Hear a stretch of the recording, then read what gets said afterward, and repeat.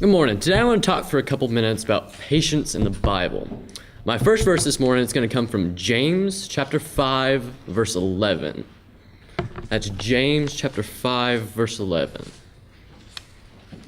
which says, "Behold, we count them happy which endure. Ye have heard of the patience of Job, and ye have seen the end of the Lord, that the Lord is very pitiful and of tender mercy." So what does patience mean? Today, patience is a much abused word.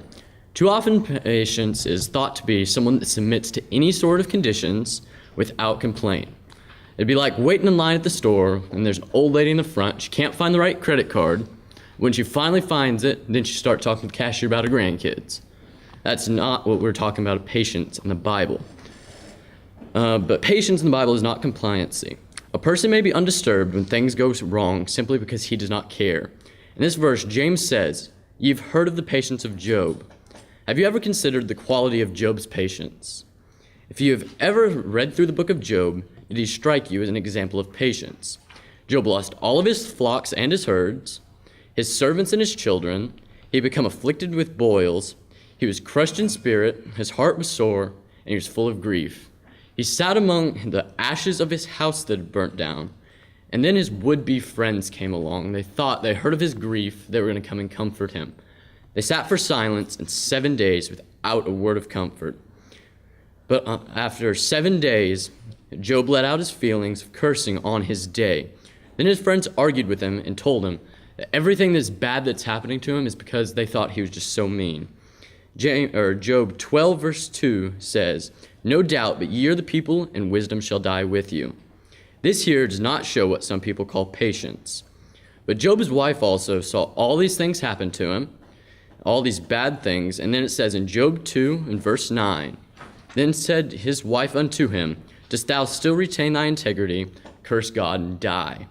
Job's wife thought if Job would just renounce God, that God would just kill him and all of his pain and suffering would be over. But then in verse 10 of chapter 2, Job says to her, "But he said unto her, Thou speakest as one of the foolish women speaketh. What shall we receive good by the hand, and shall we not receive evil?" And all this did not Job sin with his lips. This here would appear to some as an outburst of impatience. But if we forget, we mistake the meaning of the word patience. And we forget that despite all of Job's fuming and fussing, he was recorded by inspiration as an example of patience. His patience is seen in that, though he had lost his property, he was bereaved of his children, and become afflicted with boils all over his body. And though his friends had now become his accusers, and his wife had seemed to reach the end of her endurance, and he had called upon and told him to call upon and renounce God, he could look up through the darkness and despair surrounding him. And he says in Job 13:15, "Though he slay me, yet will I trust in him, but I will maintain my own ways before him." Patience comes from a word that means to remain under, and it carries with it the idea of remaining steadfast under any kind of hardship or difficulties.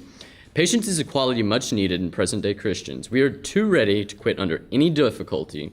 It is easy to serve God when everything goes on like a sweet song, but the Christian that is worthwhile is one who holds on under all kind of adverse conditions and circumstances. That is patience. Thank you.